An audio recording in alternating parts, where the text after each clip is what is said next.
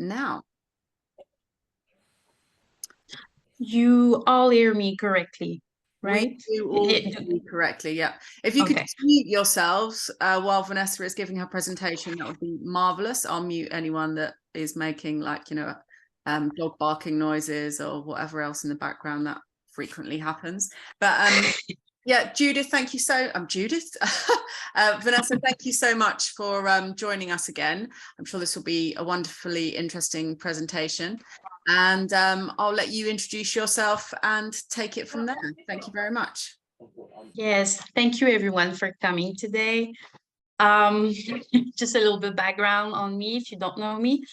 I did my bachelor's degree in religious studies. I'm currently doing a PhD in religious studies about the female demons. But when I did my ancient religion master's degree, I worked on the naked goddesses amulets of the Mediterranean.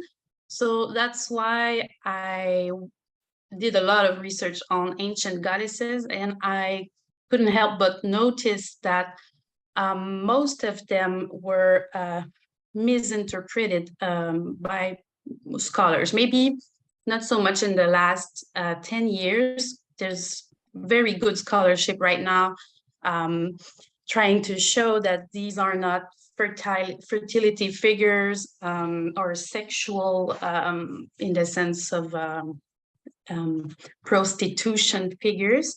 They are not associated to this.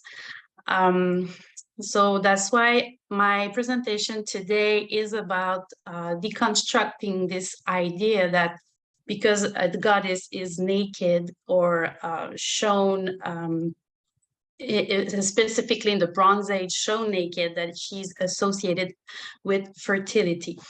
At first, I didn't want to talk about Inanna in this presentation because just her alone could make a 3-hour presentation. She's a very complex figure, but I'll do a very, very, very brief overview of this great goddess. I also will talk about Anat, which is kind of forgotten today, because Astarte took her place. So we know Astarte a little bit more. And Qedesh, which is not really well known either, but was quite a unique goddess in the Mediterranean world. I will mostly focus on the Bronze Age because there's a lot of changes after the Bronze Age during the Iron Age in the Mediterranean. So because of that, it becomes more and more complex to analyze goddesses because they fuse together. It was pretty common in the old world to syncretize divine figures together. Also, please excuse my accent, as my first language is French. So, what's interesting with Inanna is we always hear that she's associated to the planet Venus, but at first she was not. In the 4th millennium, she was associated with cattle and the reed pole symbol. Like I've shown on the image here, that's an original Inanna from the 4th millennium. Also, as you can see, she was not nude, not yet in this period. So there's not much people don't know about the reed symbolism in ancient Mesopotamia, but in ancient Egypt, it's related to the afterlife. So although Egyptians were different, the ancient world did share same cosmologies. And so for me, I think it might be related to the afterlife as well. Let me see if I forgot something. So because Venus at that time was called Ninciana.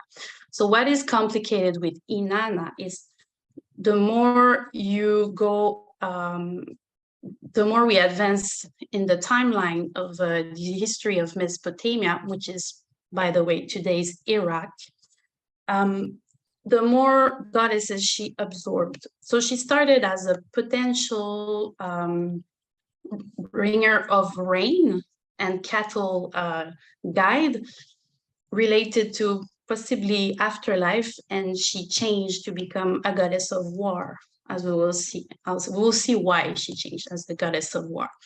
So it is quite difficult because she took over like 50 goddesses. So she became the goddess of everything. So that's why you always hear goddess of love and war.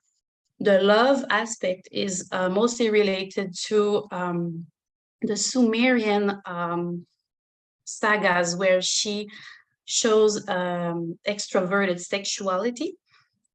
What you need to know is that in the ancient world, myth and stories are often linked to explain natural phenomenon. And mostly, I would say for them, the sky. So they would describe how the relationship between planets and movement in terms of sexuality. So they already knew, of course, the power of sexuality. You take over another person by sexuality. So in the figures in the stories,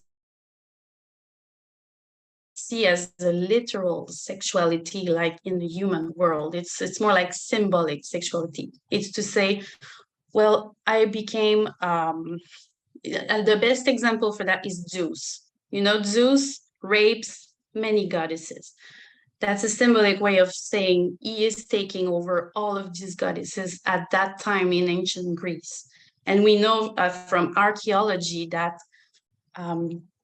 temples of Zeus were built over ancient goddesses and sanctuaries, for example. So it was the same in ancient Mesopotamia. Sexuality is related to a symbolic relationship between the stars, between the nature.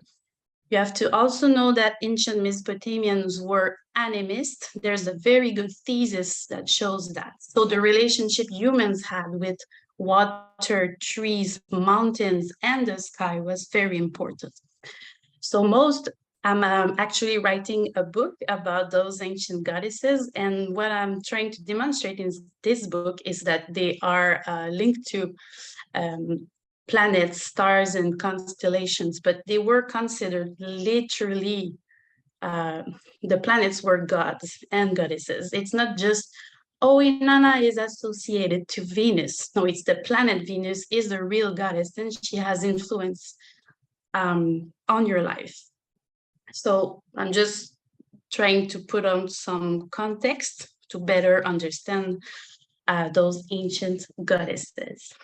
So Inanna, this is a more like a romantic modern image that I've shown here, because it is said that sometimes she's associated to birds and doves. So that's why there's also this association to love with her. But in the ancient world, the doves are associated to funerary practices. So it's more linked to death. And in a lot of text, in Sumerian text, they said that Innana is keening. So there's always it's like the banshee in Irish folklore. The keening is this lament when death approaches. So you see here, I've put on a little extract from an ancient hymn to Innana, where they say, your song is grief, lament. There's a missing part, your we don't know, cannot be changed. Your anger is crushing. And I must say that when I read a lot of hymns to Innana, she's very scary. She's very aggressive. See here, they say, your torch lights up the corners of heaven, turning light into darkness. They associate her to being more important than the sun. She is very, very powerful. But she is powerful because of a little someone, a high priestess named Enneduanna. So she is the daughter of Sargon of Akkad, who united the Sumerian kingdom and the Akkadian kingdom. So in the second, well, almost the end of the third millennium, so a little bit before the beginning of the second millennium, this high priestess had the political role to make sure that everyone would follow her father. So as a priestess of the moon, she was, she had to unite the kingdoms with a unified divinity. And she chose Inanna. And they decided to put Innana with the Akkadian Ishtar, which was a warlike goddess, and they've put them together. Like I said, politically, it was very common to do that. If you would conquer a city, you would take over their tutelary gods. So Inanna was the goddess of Uruk, which was one of the most powerful cities in Sumeria. And so when they decided that they would change the kingdom, Inanna became the most powerful goddess in all the Sumerian and Akkadian kingdoms. So all of Mesopotamia was now consolidated with Inanna. So you see here, there's a nymph they say that she's a winged lady. She's very often associated to birds of prey, like eagles or owls, which is not really surprising in the iconography. She's a roaring storm. She's a rampaging wind.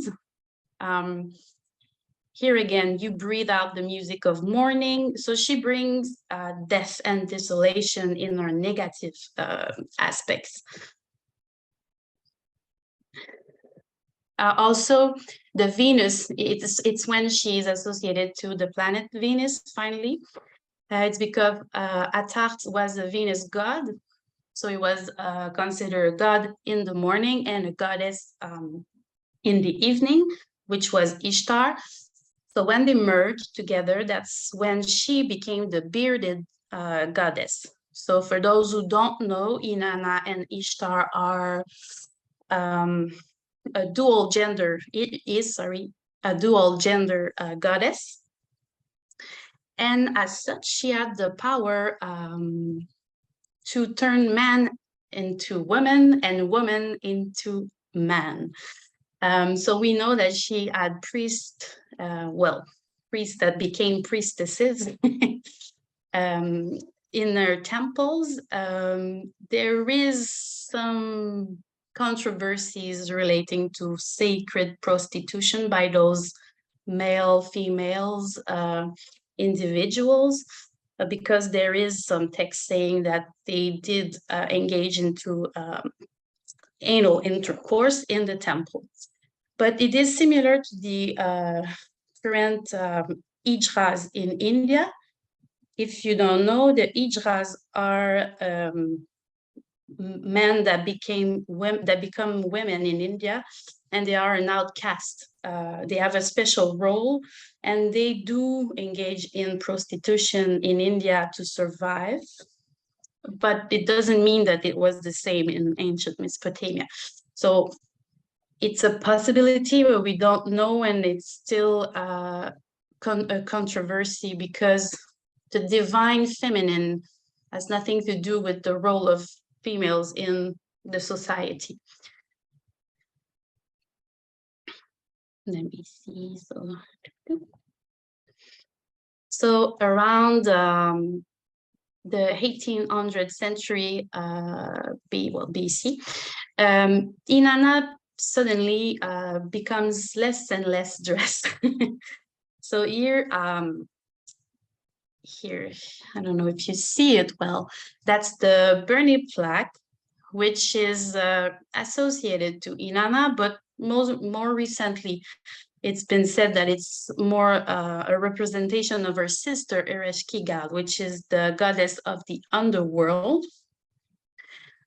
But this is a very popular figure even in modern cults of Lilith, because she is interpreted as being many figures. But this is when we begin to see the nude, but in her divine form, because of course in Neolithic times we did find a lot of nude figures, but not necessarily goddesses, but they were more round, or they didn't have any divine attributes. But here in the second millennium, Inanna is associated to nudity, and we know that it's a goddess because of the horns, but the crown with horns and the wings. So this is something quite new for a short period of time, that God, the divine, is associated to nudity.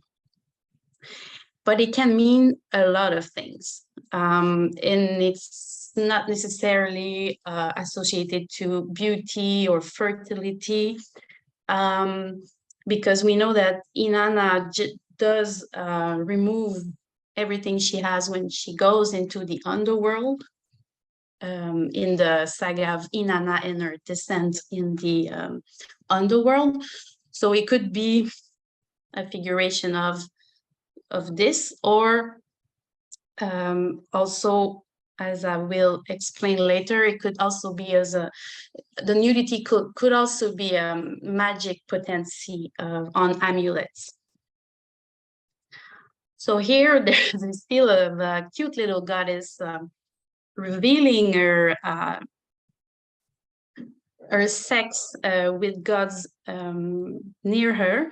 For a while, they thought it was Inanna, but there's a suggestion that she could be, this figure on the cylinder seal here, could be more Shala, which is a weather goddess, because here you have the weather god, so she's a nature goddess. But the fact that she was standing on a bull and that you have a bird was also a suggestion that it could have been Inanna. Inanna was also associated to a lot of astral objects, like the constellation Ursa Major, which is the Great Dipper, the Great Bear, depending on where you are, or the wagon. In the ancient time, it was called, in their times, it was called the wagon. And it's still the image of a cart in most of Northern Europe and the British Isles. She was also associated to the sun, the moon, and the star Sirius. I will not necessarily go deeper in the meaning of the stars, because it's the subject of my book and it's not out yet.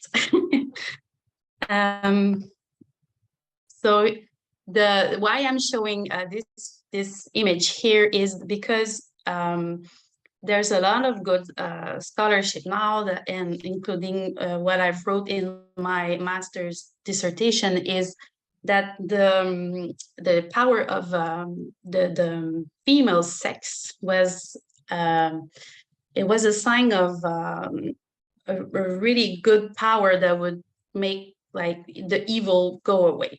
So it was scary. It was a danger, even if you looked at the genitalia of goddesses. And you can see this in other goddesses, the Sheila Nagig in Ireland, for example, Bobo in ancient Greece. There's also figures like this on temples in India.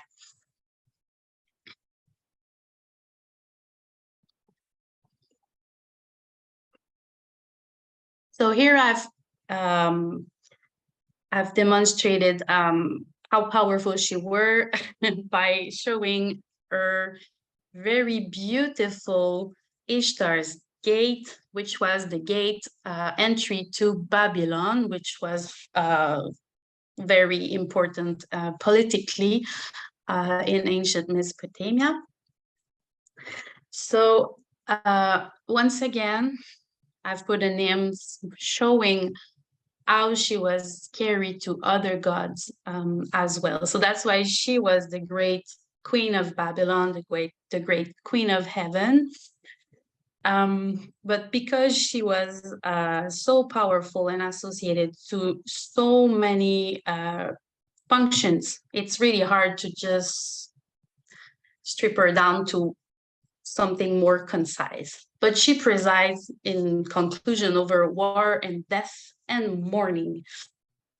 And of course, I will talk about this a little bit later, but the Wagon constellation, Ursa Major, was like a symbol of funerary practices. So, but I will talk about that with Astarte. So, wow, there's 3 figures left, and there's so much to say. So, here I have a beautiful picture of Anat. It's from Lens Museum in France. So, just a little bit of background though. So we saw that Innana and Ishtar was very big in Mesopotamia, and her cult did spread over to other kingdoms. And Anat and Astarte were from the Ugarit kingdom, so which is modern Syria. So some scholars think that their figure evolved from Ishtar, but they do have some differences, as we will see. So in the Ugaritic literature, they are maiden warriors. And they are sisters. They work together with their brother Baal, which was a weather god of agriculture. So in the Bronze Age, Astarte has a minor role. We don't really see her. It's Anat that is very powerful.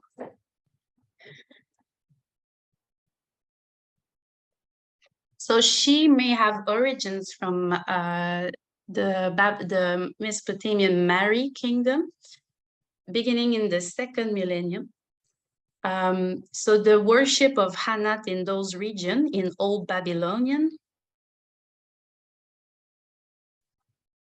sorry. I think I have some text missing, but that's okay.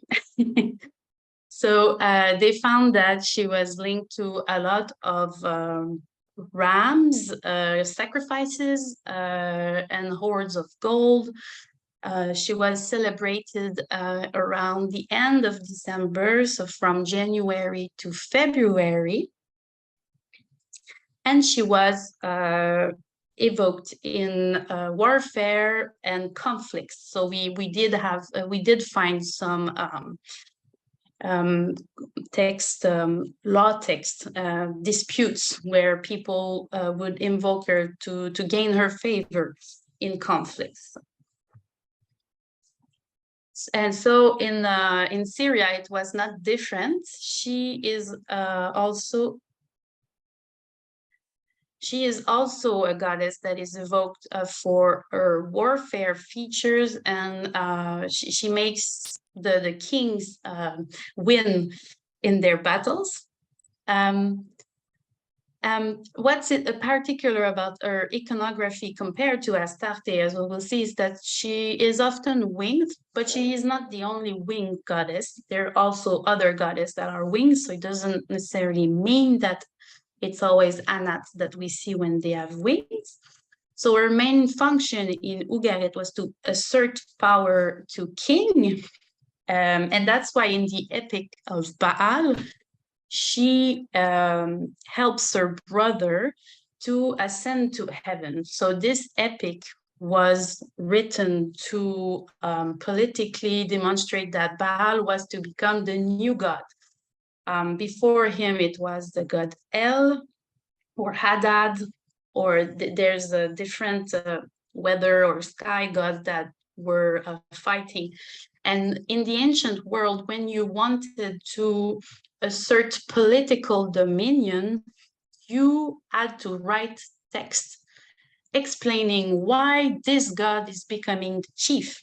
And we see that in Ancient Testament, when Yahweh is taking over El in the pantheon of the ancient Israelite people.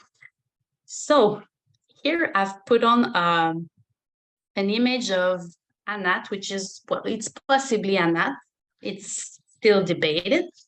But it's a rare image of possibly Anat because she is suckling what seems to be young princes. So here again, the image of suckling is, or breastfeeding is very interesting because it is often linked to royal power. So it means that the goddess is the symbolic mother of the prince. Therefore, the king has the right to ascend the throne.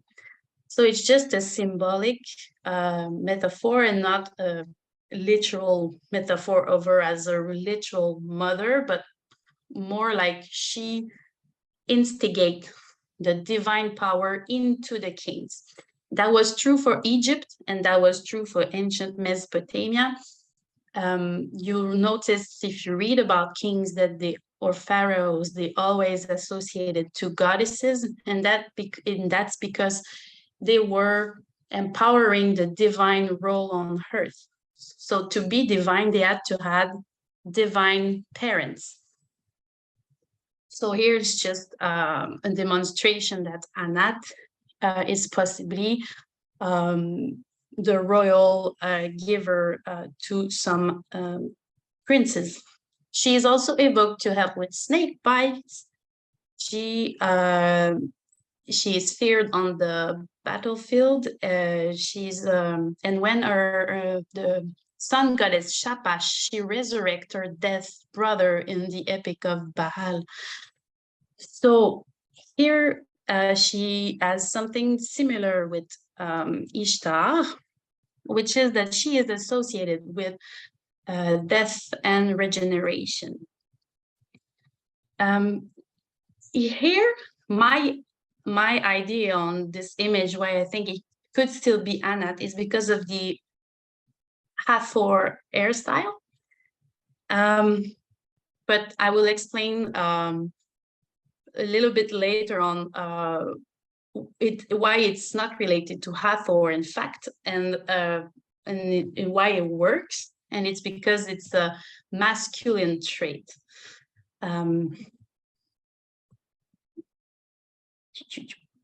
So what's particular about Anat is that she was the favorite goddess of Pharaoh Ramses II. She is said to have been his symbolic mother. Text said he was obsessed with Anat because he gave her name to his own daughter, apparently Bint Anat. Egyptians did import a lot of Syro-Palestinian divinities because, especially during Ramses, they were expanding their territory. So to be able to be protected in their journey, it was the Egyptians were always on the safe side, and they revered foreign gods and goddesses to be protected in their battles.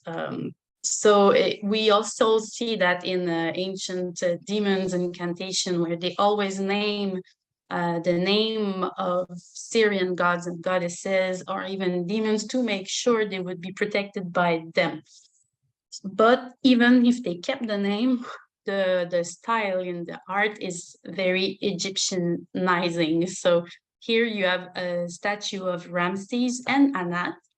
Besides him, she holds his shoulder, showing they have a close connection, but she is in a very Egyptian version, and it's the only statue of a goddess. Usually they are on stelae or funerary tombs.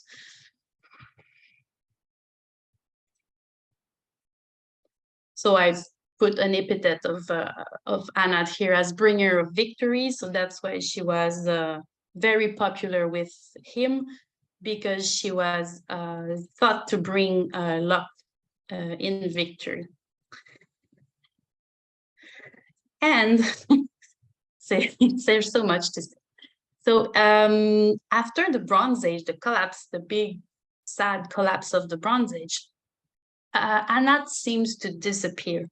There's maybe one or two kingdoms that may have continued, like the original city in the Mesopotamian kingdom of Mary. There's a city where called continued, and today it's a city still called Anat in Iraq. But in the more Mediterranean side, her name seems to fade, and it's her sister Astarte that becomes very big. So maybe that's why Anat eventually fades out and she transforms. So there's a Phoenician inscription that do link Anat to the archaic Athena Nike, which means victory. So in the archaic phase of Greece, so before the Athena figure developed, there's the winged goddesses that means victory, would are associated to war and battle. And so for the Phoenicians here, she was a figure alike to Anat. So she possibly is the inspiration for the modern Athena.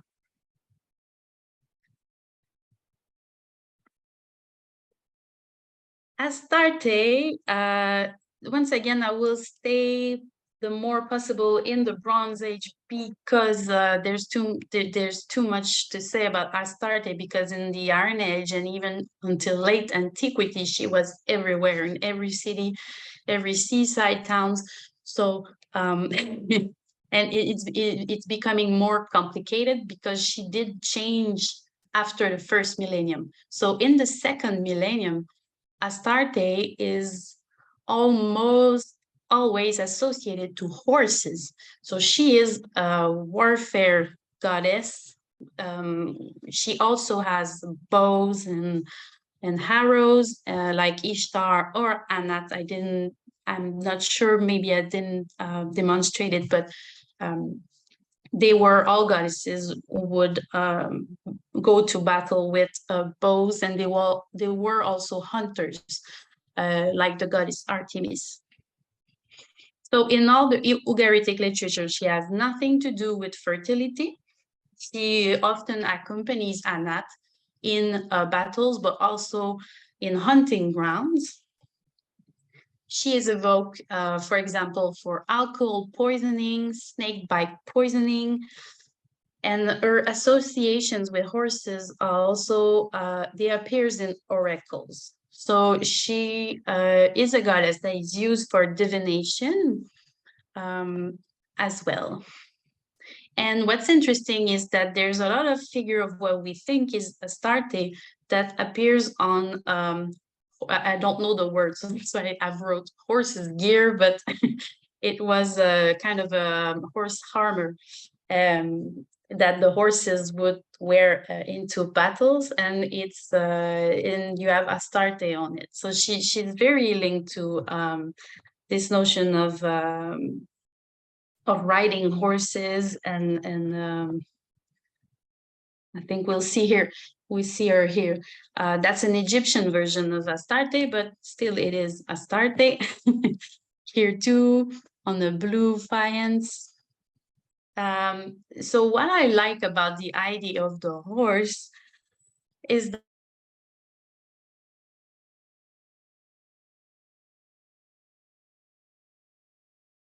the wagon, the cart, is in the ancient world the way we bring bodies to their tombs, and it's the same in the sky. So that means that I'm trying to explain this as precisely as possible, but the wagon constellation is seen as it's the figure that brings the souls home in the cart. So that's why goddesses like Astarte or Inanna or even others, they are linked to this function of bringing a psychopomp, so bringing the dead into the afterlife, because it's a constellation that's near the Milky Way, and in the ancient world, the Milky Way is the home of the souls. So I think that's why horses are a lot of the times, well, at first associated with Astarte. So it's like she was kind of an ancient Valkyrie. So she is a warrior deity, but it's like warriors will wear amulets, sailors as well, because she also has a lot of protection over the sea dangers. But so to me, she appears like an original Valkyrie. So she was probably the one taking souls of the fallen warriors to bring them in the afterlife.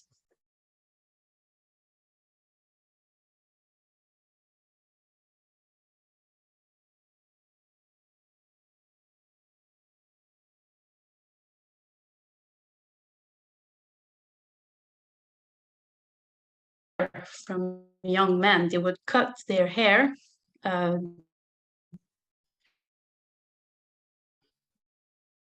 to offer to Astarte.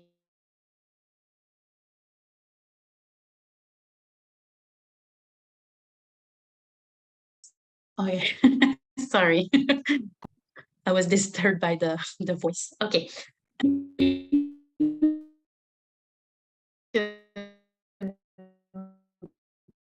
The sea is very much linked to the Phoenicians. They were sailors, and she became their patron goddess. So everywhere the Phoenicians went around the Mediterranean, they would at this moment she kind of changed because her war and protection in general. She was also linked to Venus, and as such, she did bear also two gendered like Inanna and Ishtar. Her cult spread very far and wide, and here I've shown an example of here that's it's for horses, and I'm sorry, I don't know the word in English, but it's been found in Spain. So we know that her cult was spread as far as Spain to a large part of North Africa, and probably even beyond that. And fun fact, she did become the demon Ashtaroth in medieval occult literature. So in the she was demonized in the Bible, and when the literature about the veneration of demons spread in the medieval ages, she became Astaroth. So Astaroth is a male demon, but because they have two genders, it's the same entity. And some people today are well aware that do work with Astarte. They are well aware that Astarte is the origin of this misinterpreted demon. So sadly, there is no text or much information about Qedesh or Qedesh or Qedeshu or Qedesh. There she has like a lot of pronunciations for her name, but she do have interesting epithets like Lady of the Stars of Heaven. What's different with her compared to Astarte and Anat? It's that she seems to be a strictly private cult deity. So Anat and Astarte are linked to royal powers. So they were found on royal stelae and tombs, and you saw with statues. So they are linked to royalty and protection of royalty. So that's why they are more like warfare goddesses. But Qedesh is found only in private cult. So there's only one big stele where she's shown with Anat and Astarte. They are the three of them together on this stele, and it only says Astarte, Qedesh, and Anat. So it doesn't tell us much what it means. So she's been interpreted as an Egyptian version of the goddess Asherah. She's been interpreted as a unique Egyptian goddess, a unique Syrian goddess. But there are good scholarship that show that she finds her iconography origins in Anatolia. And that's interesting because I will talk to you about the hairdo that is thought to be Hathoric and Egyptian, but in fact, it's hairstyle that comes from Iran. So the first time we see the Hathor hairstyle, it's in the 3rd millennium in Susa in Iran, and it spread to the Levant, where eventually Hathor shared this hairstyle, but the first Hathor didn't have this hairdo, the omega figure. And this shape of hair is related to virility, masculine traits, and protections. So in ancient Iran or Mesopotamia, you will often see genies and male protectors with this hairdo. So it did travel from Iran for like 2 millennia until it reached the south of Syria, north of Syria, Anatolia, of course, and Egypt. So it is worn by different goddesses, not just Hathor. And so what I like about this is that my idea is that Qedesh is probably a goddess of life and rebirth as well, because the Milky Way is an ancient symbol of Hathor. So the reason for them to put this sign of, for them, a symbol of Hathor, means she could have the same, not properties, but the same symbolic, the same role function in their world. And so I'm thinking that's my interpretation, of course, but she could be that she's a goddess of magic and protection related to this land of the dead that is in the sky. So that's why she is called mistress of all the stars. All those goddesses that I showed you very briefly, sadly, are related to very ancient astral powers and objects. So the epithets mean something. It's not just to be pretty. When it's Queen of Heaven, Mistress of the Stars, or all these different naming, it's because they are literal figures of those energies from the sky.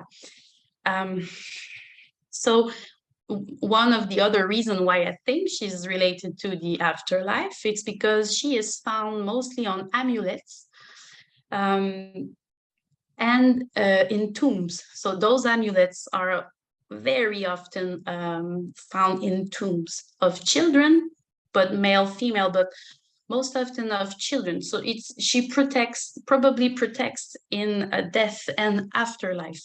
Because when I did my study of those little golden amulets, I found out that they were potent magical amulets. Gold is almost always a sign of divinity, so they are not just amulets representing humans, and also gold is related to the heavens, the literal heavens, not the symbolic one. And so that makes sense if she's a protectress of death and afterlife, which was very common for goddesses in all of the ancient world, because she was popular in private cults. And she, like I said, we don't have a lot of text about her, so we don't really know more. But because she also has flower and snakes in her different images, so she is linked to healing as well. So she shares that in common with Astarte, because Astarte is also after she changed from being more like a warrior goddess, she changed and she became a healing goddess as well. So Qedesh and Astarte are both very much important in healing and addressing different illnesses for everyone, and they would protect in the afterlife. So a short conclusion about those great goddesses of life and protectors in death, as I call them. So you see that they shared similarities, although they did have specific regional cults. None of them were shown bearing children or normally or breastfeeding normal children. I explained to you the suckling of kings, which is more like a symbolic mother of royalty. They did all protect in war and healing. Every one of them repelled evil and poison. Astarte is also said to repel alcohol poison, so that's quite interesting. They all received numerous votives in their sanctuaries related to healing. There's even a latent cavern where there are inscriptions of Astarte and Aphrodite together linked to the king that is thanking her for guiding his life and healing his son. So they all shared amulets and goddesses' image found in tombs, and they did all have an astral aspects linked to different stars and constellations. And their magic came from those stars. So I sum up as those great goddesses that did endure till early Middle Ages and sometimes way after Middle Ages for some nomadic tribes of the desert. For me, they are guiding us in life, but in the afterlife as well. So it's like this image of if the goddesses are giving us, created the cosmos, they are the ones who will follow us and comfort us in our eternal sleep. And today, those figures still endure, but they are interpreted differently. So, for example, in modern neo-paganism and goddess spiritualities, Inanna and Astarte are seen as mothers, and they receive cults as such. But this does not reflect their nature as we have seen together. So today in modern goddess spiritualities, they often refer to as fertility and wombs and the healing of wombs and everything related to wombs. But Innana, Astarte, and Anat or Qadesh are not linked to wombs. Innana is also associated to the modern figure of Lilith in contemporary culture and cults. And they are linked to Mother Earth figures, but this is a literary invention from the 19th century, so they are not Mother Earth. And they have inspired the triple goddesses image that we see in modern paganism. But here I've put an image of Sarah and the two Marys. It's a cult that is still lives in Spain and the south of France. Sometimes it's a Black virgin called Sarah Lavallée. So these two goddesses receive cults where they are brought to the sea. in processions, in a big pilgrimage by the Gypsy people of Europe. So this is in the Mediterranean. So why I'm showing this to you is because for some scholars today, and even for some spiritual person in the goddess movement, the Virgin Mary is what is left of the cult of Astarte, and by extension, possibly Inanna. Because our sanctuaries are found all around Europe, especially near the sea, especially like you can see here in the south of France and Spain, it's linked to the Mediterranean. And when I went to Greece, the little sanctuaries near the seaside that devoted to the Virgin Mary are very prominent. So there is this theory for some that she still lives on with the modern cult of the Virgin. So that's it for today. I really wanted to say more, but it's very difficult because this is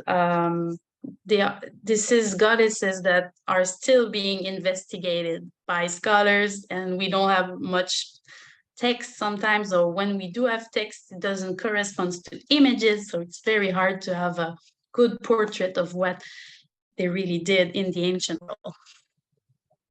Thank you, everyone. Also, if you have questions, don't hesitate. Thank you so much, Vanessa. That was absolutely amazing. Like so many new interesting things that I have not heard before, and I thoroughly enjoyed it. It was amazing. I wanted to ask you actually, because especially the last portion made me think of this association with, you were mentioning this idea of, because women are creators of the cosmos, the feminine is the creator of the cosmos, that they also preside over leading people into the afterlife. And this is something I'm really fascinated in, and seems to make a lot of intuitive sense as well, that the types of humans that are capable of bringing human life into being will also be there when that life comes to an end. And in Anatolia, I know there's this association with the feminine and the spindle and weaving, and this idea that there is a certain amount of thread allotted for an individual's life, and that the feminine goddesses allot this amount of thread for any given person's life. And then one of the other things that I know Hathor is associated with is mirrors, and these, you know, some of the earliest mirrors, obsidian mirrors found in Anatolia as well. And I wonder if there's any of this symbolism that feeds into Mesopotamia and Syria and Palestine and areas like that. Well, I do talk about this in my book, actually. Well, in the manuscript, it's not a book yet. So yes, in fact, the mirror in ancient Anatolia is linked to divination with the dead, and it is linked to goddess of the underworld. So yeah, absolutely. For me, also Hathor, like I said, it is a goddess of the afterlife and taking care of the dead. So it does fit together. It goes together, and that's what is very hard right now in my writing, and why it's taking. I'm almost at the end, but it's. I am showing that they are all related to death and the afterlife, but they also have such specific magic and planets associated to them that it's hard to separate the figures. But for me, yes, absolutely, this Kubaba goddess with her mirror is likely related to Hathor in a way, in a role, in a function. Without being the same deity, they have the same function. Because in ancient Anatolia, the underworld goddess is more of a solar goddess. And in Mesopotamia and Syria and Egypt, it's more linked to the Milky Way and Sirius and other constellations. And I know in some writings there's a description of the Milky Way as being the puddle of milk, which becomes associated with the sort of nourishing goddesses like Nut, and Hathor as the celestial cow. So is there I love this idea of the Milky Way being the home of souls. I think it's such a beautiful, poetic idea. And I think, you know, we've talked about this like offline several times about this idea of this relationship with the stars and how the stars were ever present. And we've talked about astral irradiation and Erica Rayner and Babylonian magic, and how, you know, I love this idea of the stars being divine, and therefore to bathe in their starlight is a healing magic in and of itself. Exactly, yeah. The emanation of pure divinity. So I love this idea of the Milky Way. Is there any reference to the Milky Way being this puddle of milk, and any sort of celestial cow references in? Yes, absolutely. So in Mesopotamia, Innana is sometimes referred as a celestial cow. Astarte in late antiquity, in some sanctuaries, they eventually, she does have breasts with holes, so milk would flow out of them. So it was not necessarily a very popular pattern, but it is something we do see, because the more, it's like when Isis took over all the goddesses at the end of antiquity, all goddesses did the same. So the more you advance in the timeline of history, then the more they all become one. But in the third millennium, they were like 5,000 different goddesses. So there was a goddess for everything, like everything. Yeah, I blame the Bronze Age collapse. What a nightmare. It started a little bit before, but yes, definitely worse after that. One of the things right at the beginning, actually, which I mustn't forget about, is I know Inanna was associated with this reed pole, this gatepost. And to me, that really reminds me of the Jed pillar in Osiris, and that has associations with stability, impermanence, regeneration. And I think there is ideas among certain scholars that the Jed pillar is a more ancient symbol and represents a bundle of reeds. So I wonder whether those two symbols are connected.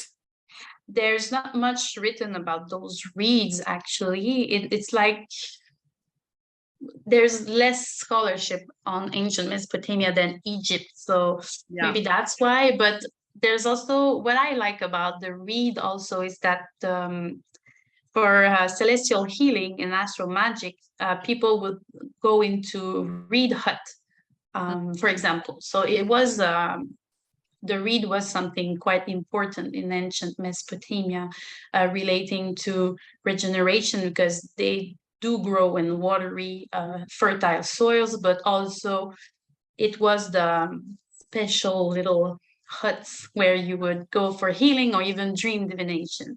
Well, I guess also an incredibly important building material, because it seems like when structures, when monumental architecture starts being built out of stone, they're emulating these natural substances, and they're often incorporate pillars that look like reeds or flowers or papyrus stems. And the Marsh Arabs built their temples out of those reeds, and some of those are really elaborate and beautiful and like highly decorative.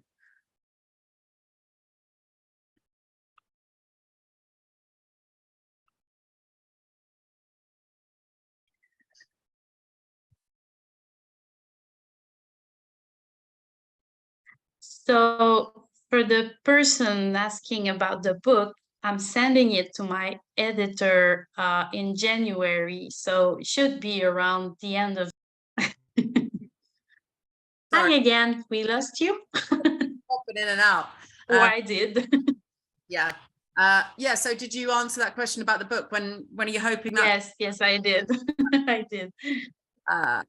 Any other questions? Please do feel free to unmute yourself. I mean, I think whilst we've got Vanessa here, we should make the most of this opportunity, because that was such an incredible wealth of information, knowledge, and fascinating ideas and philosophy as well, really. I think it's amazing. I can't wait to read Thank you. Any other questions? Just check the chats. Emma? Yeah, can I ask something? I'm curious. I'm working with Innana at the moment on various things, and I'm curious about if she's invoked in war, right? Then what of her descent? Because one interpretation that I read a really interesting paper about the descent of Inanna being interpreted as a kind of shadow integration, because meeting her like dark sister is almost like meeting her own dark aspect of herself, and then through kind of like fully integrating that, she kind of, I don't know, she integrates that part of herself and then is reborn. So I'm just thinking about if she's invoked in war, what role do you see the descent playing in that? Oh yeah, that in my point of view, that might be more about or function as a possible underworld deity before she was linked to the warfare in Ishtar.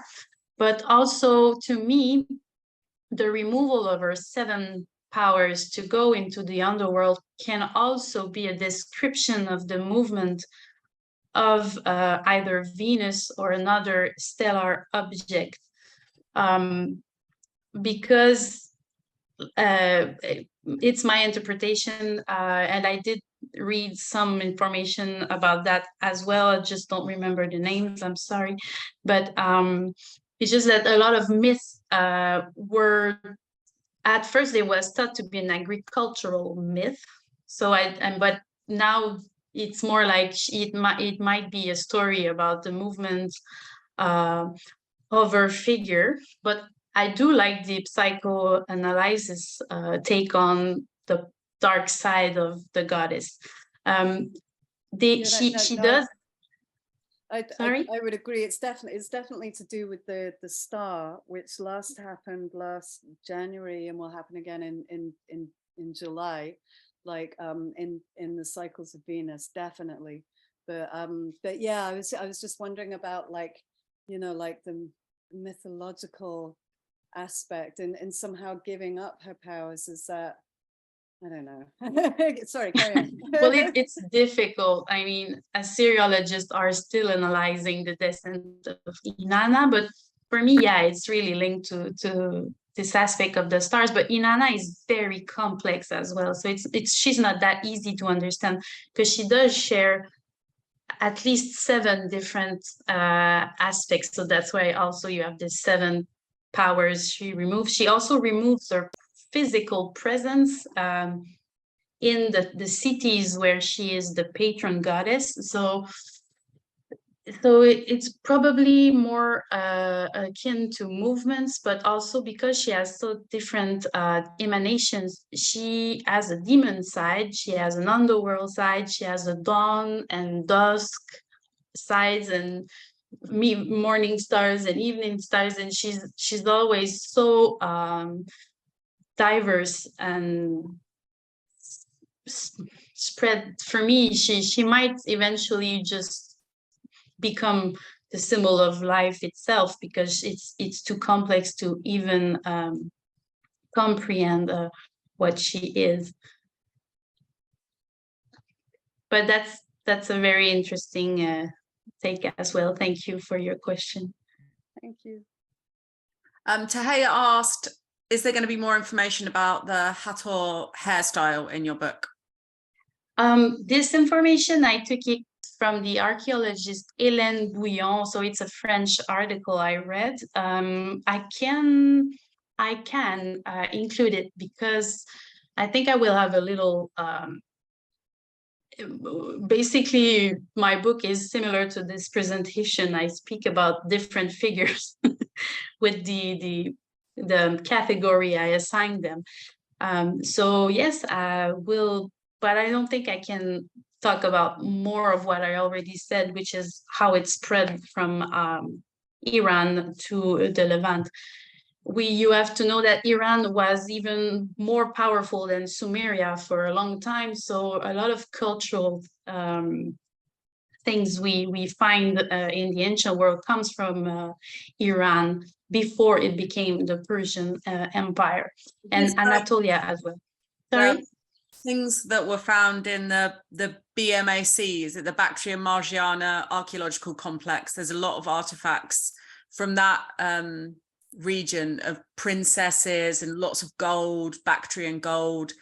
So yeah, there's so much that we don't know. There's the Giroft culture, which is like from the 5th millennia, that's impressive, and the Elamite culture, which was at the same time as Sumerians. But yeah, that will definitely have a little half-hour style information in this book, hopefully that will get published in a year. Amy asked, are any of these goddesses related to the Egyptian goddess Neith at all? Well, yes. Neith, she is in my manuscript because of her linked as warlike goddess, but at the same time weaver of life. I do not speak because I'm writing, but I do write about the weaver of life as the great goddess of the afterlife. But yeah, Neith is absolutely there. Great. Any other questions? That was just absolutely brilliant. I feel really inspired. So thank you so much, Vanessa. No problem. Can't wait for your book to come out. Yeah, so don't spread the information too much. It's coming out soon. No, it's going to be great. I mean, information about the book, but not what I talked about today. Excellent. Thank you so much. I'll let you go then, but that was fantastic. Okay. Well, thank you, everyone. Take care. Bye, everyone. Thanks very much. The next one is Beds with Manon Yushutz, and that is, let me just check my diary. So that's in the on the 4th of December. So it's Beds, the symbolism of beds of powerful mothers and motherly powers is the title, which I absolutely love. So that's the 4th of December. I'll hopefully see you at that one. Thank you so much, Vanessa, and thanks everyone for coming. Thank you. Bye-bye.